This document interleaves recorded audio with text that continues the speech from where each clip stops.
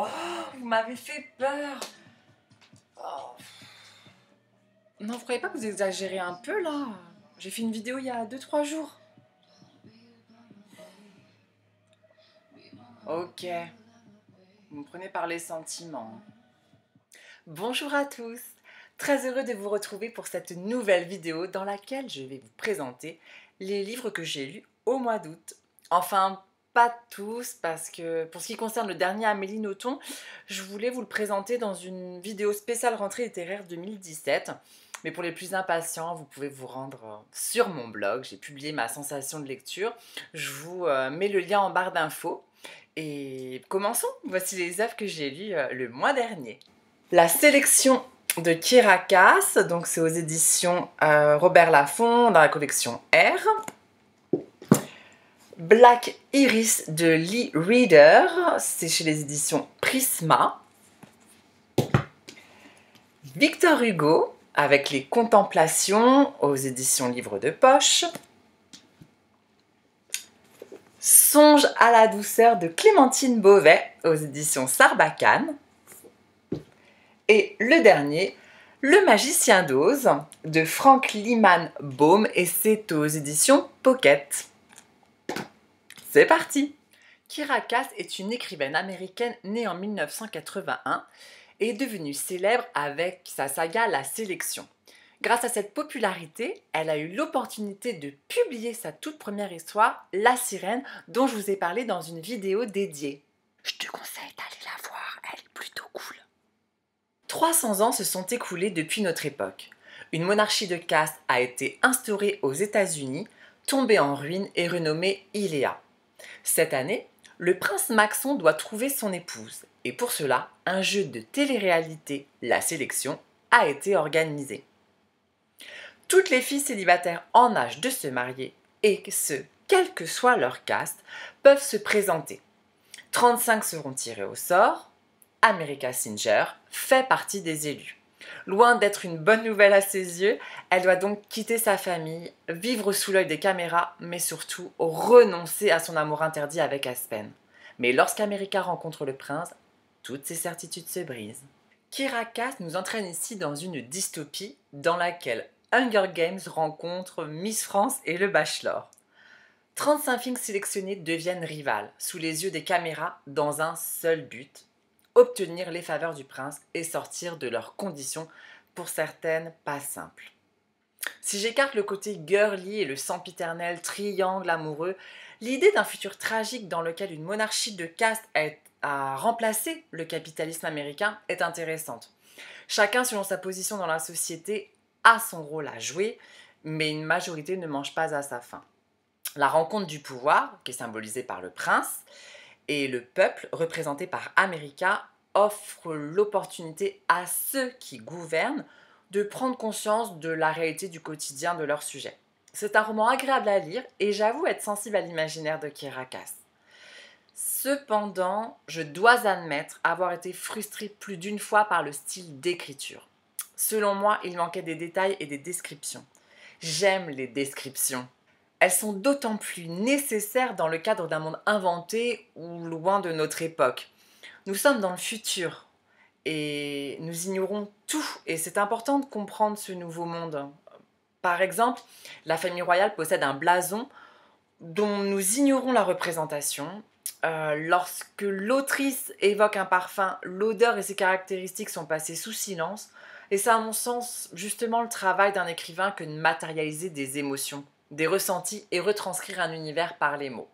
Peut-être que cela viendra dans les 3 prochains tomes. D'ailleurs, j'ai acheté le 2e et je compte le lire très prochainement. Black Iris a été écrit par Lee Reader, une autrice révélée en 2015 par son premier roman Free Call qui fut un succès. Aujourd'hui, c'est sous le nom de Scott Welk qu'il se fait appeler car elle est devenue un homme séduisant. Allez jeter un coup d'œil sur son compte Instagram par lequel il partage sa transformation. Quand la part de ténèbres éclipse la lumière, il est impossible de retenir leur noirceur qui se déverse alors inéluctablement.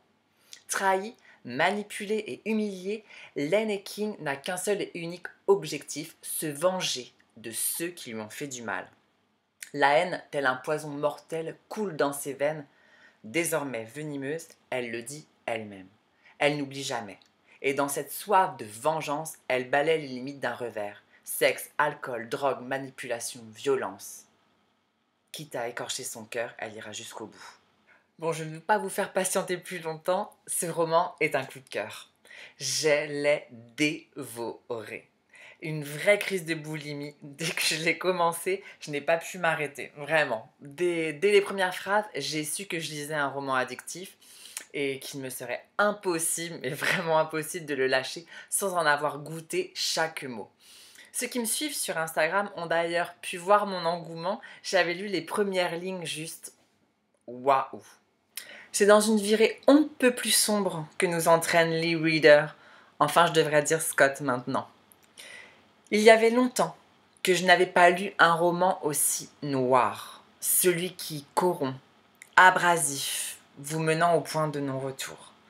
Ne vous attendez pas à une héroïne vulnérable que vous voudrez prendre sous votre aile et protéger. Non, non. Elle n'est en rien un personnage bon ou une femme meurtrie en quête de rédemption.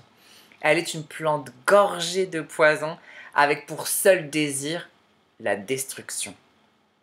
Les sujets abordés dans cette œuvre m'ont saisi. Ils sont durs et violents. Homosexualité, suicide, maladie psychologique, rapport entre adolescents ou encore dépendance. Des thèmes qui prennent la force d'un cyclone vous arrachant du sol sous la plume de l'auteur. Comment ne pas être envoûté par ce style ? Les images y sont belles et sombres, les émotions sauvages et justes, les couleurs diluées et lumineuses à la fois. Les pages sont imprégnées d'odeurs si bien décrites, tous les sens se mobilisent avec Black Iris. Malgré un environnement destructeur, il y a aussi de la poésie, et c'est ça qui m'a touchée, car de nombreuses phrases ont imprégné mon cerveau de leur percutante résonance. Par exemple, rien n'est plus douloureux que d'être vivant. Le cœur aussi vaste que le ciel, la mélancolie provoque ce genre de phénomène. Elle vous dilate pour mieux vous envahir. Enfin, pour terminer sur ce livre, j'aimerais vous lire un passage percutant qui m'a beaucoup touché et qui est dès le début du roman et qui laisse présumer de la noirceur de ce livre. Au plus profond de la dépression, quand le soleil n'est qu'angoisse et que le ciel pulse comme dans vos pires migraines, lorsque vous ne demandez qu'à dormir jusqu'à ce que la mort vous emporte, vous et vos semblables, vous êtes moins susceptible de commettre un suicide qu'une personne sortant d'un épisode dépressif. Les laboratoires pharmaceutiques connaissent bien le phénomène. Voilà pourquoi tous les antidépresseurs comportent cette mise en garde, peut provoquer des pensées suicidaires. Ce qui vous ramène à la vie vous donne aussi la clé pour vous détruire.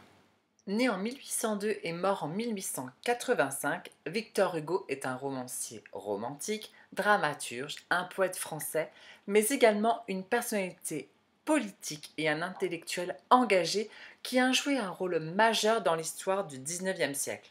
Son œuvre est monumentale et Les Misérables ou encore Notre-Dame de Paris restent parmi les romans les plus célèbres et font partie de notre inconscient collectif.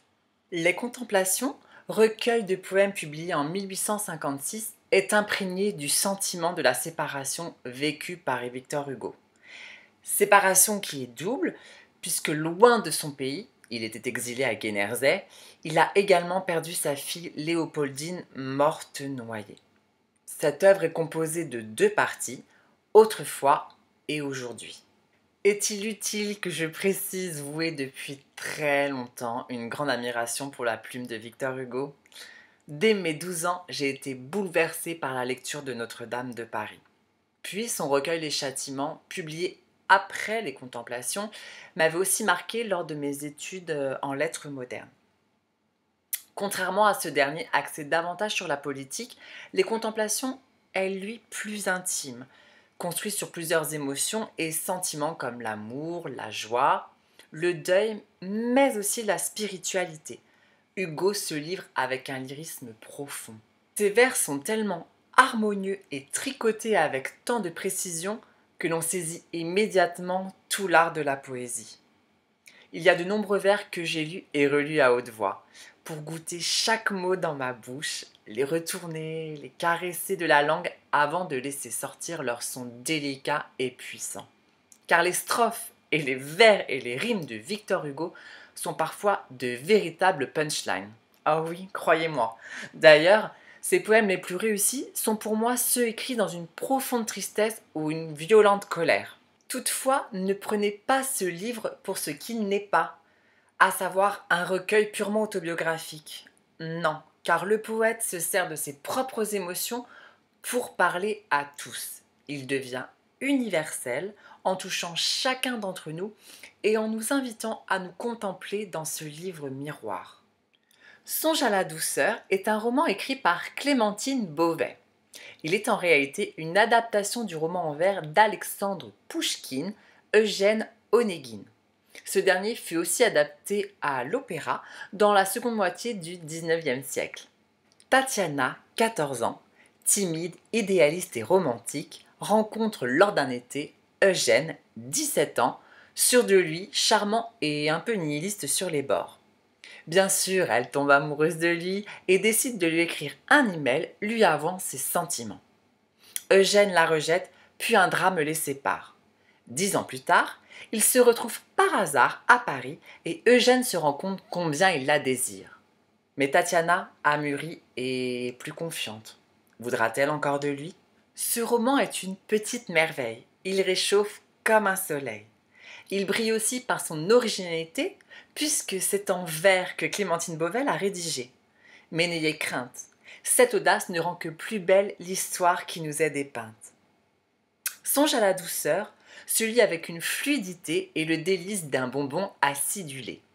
Il fond sur la langue doucement, explosant en 1000 sentiments tournoyants. J'aime les rêveries de Tatiana amoureuse. D'Eugène, j'aime l'impatience langoureuse. Et comme quoi, on peut aussi parler d'amour tout en ayant un grand sens de l'humour.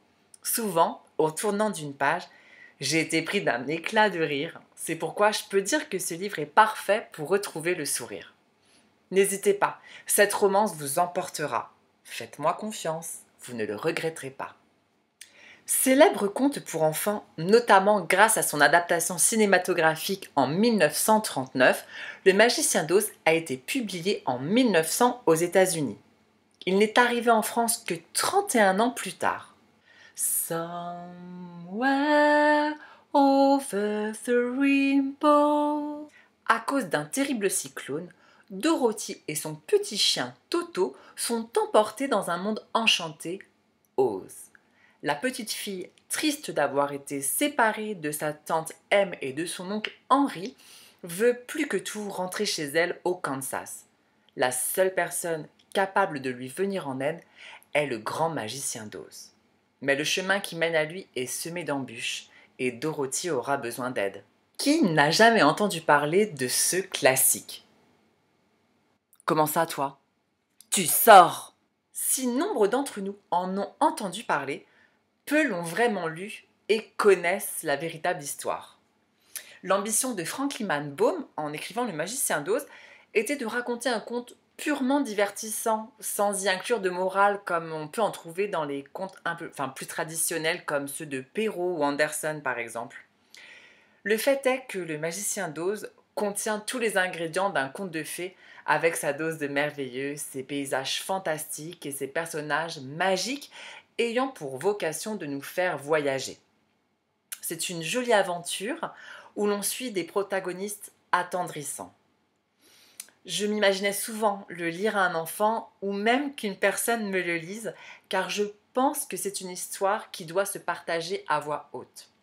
Même si le but premier de l'auteur n'était pas de transmettre un message ou une leçon, le Magicien d'Oz nous révèle qu'il n'y a rien de plus agréable que d'être chez soi en compagnie de ceux que nous aimons, que le plus souvent nous possédons ce que nous croyons ne pas avoir et que l'amour de ses amis nous pousse à nous dépasser. D'autres messages à interprétation sont possibles et il ne tient qu'à vous de les découvrir. Merci d'avoir regardé cette vidéo. Je suis très heureux d'avoir pu partager ces lectures qui furent pour moi ce mois-ci vraiment de belles découvertes. J'ai passé d'agréables moments en leur compagnie. Et si vous avez lu ou si vous avez envie de lire ces livres, n'hésitez pas à me le dire en commentaire. J'adore parler livres avec vous et d'ailleurs c'est ce qui me motive à faire ces vidéos, c'est ce dialogue que je peux avoir. Et en attendant nos prochaines retrouvailles, je vous souhaite eh bien d'agréables moments et je vous embrasse.